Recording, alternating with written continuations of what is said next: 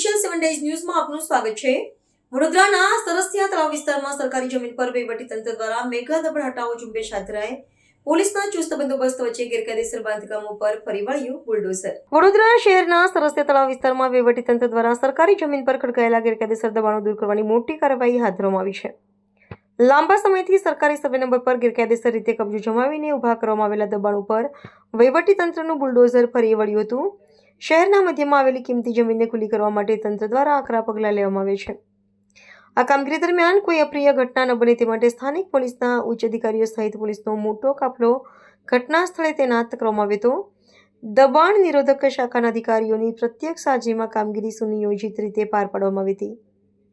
વહીવટી અધિકારીએ આ અંગે વિગતવાર માહિતી આપતા જણાવ્યું હતું કે સરકારી મિલકતો પર થયેલા કોઈપણ પ્રકારના અતિક્રમણને સાંખી લેવામાં આવશે નહીં અને આગામી સમયમાં પણ આવી ઝુંબેશ ચાલુ રહેશે।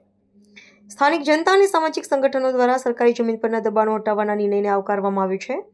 આ કામગીરીથી જાહેર માર્ગો અને તળાવની આસપાસની જગ્યાઓ વધુ મોકળાશવાળી બનશે। વહીવટીતંત્ર દ્વારા સ્પષ્ટ કરવામાં આવ્યું છે કે દબાણ મુક્ત કરવામાં આવેલી આ જમીનનો ઉપયોગ જાહેર વિકાસના કાર્યો માટે કરવામાં આવે છે, જેથી શહેરના માળખાગત વિકાસને વધુ વેગ મળી શકે।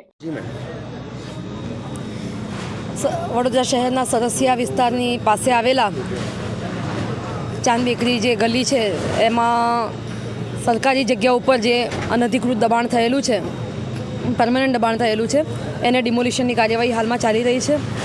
આપ જોઈ શકો છો કે 2 ડીસીપી, 5 એસીપી, 8 પીઆઈ, પીએસઆઈ 16 અને 180 એસઆરપી અને પોલીસના માણસો સાથેનો બંદોબસ્ત ગોઠવી દેવામાં આવ્યો છે।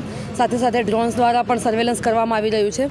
અમે આખા વિસ્તારમાં ફક્ત સરસિયા વિસ્તાર નહીં પરંતુ પૂર્ણ શહેરના સેન્સિટિવ તમામ વિસ્તારોમાં બંદોબસ્ત રાખવામાં આવ્યો છે અને શાંતિપૂર્ણ માહોલમાં બંદોબસ્ત થાય, ડિમોલિશનની કાર્યવાહી થાય એના માટે પૂરતી તકેદારી રાખવામાં આવી છે। Thank you.